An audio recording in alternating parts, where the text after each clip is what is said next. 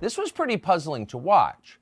Whatever else January 6th was, and in some ways we still don't know exactly what it was not a Trump-led insurrection. The crowd had no guns. They had no plan to overthrow the government. Nothing like that has ever emerged. And above all, Trump was not leading it. He was miles away at the White House at the time, where he issued a public statement calling for calm and nonviolence. So why were the people on television telling us that Trump led an insurrection? This was, of course, a lie, but it was also a very obvious lie.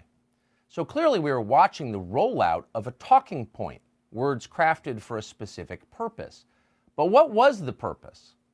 We got an answer to that question yesterday when the Colorado Supreme Court ruled that because he led an insurrection, Donald Trump's name cannot appear on the state's ballot next fall.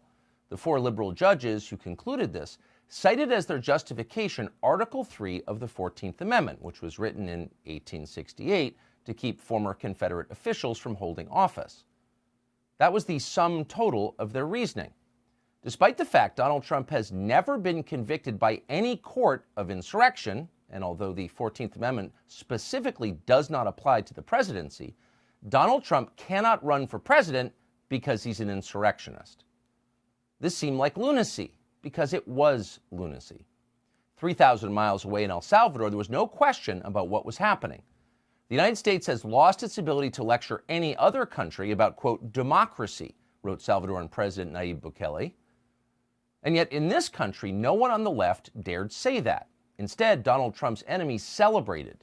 The Atlantic magazine expressed gratitude that unelected judges had, quote, rescued the country from the desires of voters. Because actually, that's democracy. And then there was Jenna Griswold, that's the Colorado Secretary of State. You may not have seen her before, but you will instantly recognize the category she represents. Unhappy 39-year-old liberal women with Ivy League degrees and a deep streak of authoritarian impulses. Here's Griswold on MSNBC last night explaining that a conventional legal process is no longer necessary for the left to get its way. No more trials or evidence or jury verdicts. An accusation made on television is now enough to remove a frontrunner from the presidential race. If Nancy Pelosi and Joe Scarborough call you bad, Americans are not allowed to vote for you. Watch. Look, I believe he incited the insurrection. There were big questions around Section 3 of the 14th Amendment, and the Colorado Supreme Court has weighed in a very loud way, making themselves clear. Frankly, we've never had a president try to steal the presidency and engage in insurrection ever before. So Trump's actions are unprecedented. The Colorado Supreme Court confirmed that the district court got it right, that he did engage in insurrection. I think Section 3 of the 14th Amendment has to apply to the presidency because if not, it's a get-out-of-jail-free card.